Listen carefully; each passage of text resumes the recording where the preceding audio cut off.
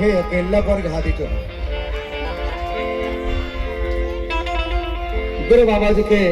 हाँ मड़वा घर में ले जाए के बाद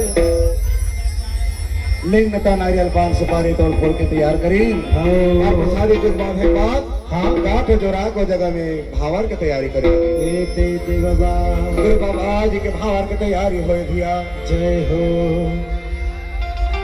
सेठ खान में होना है भावर सेठ खान में जाना है आरती धरा दे भोली कला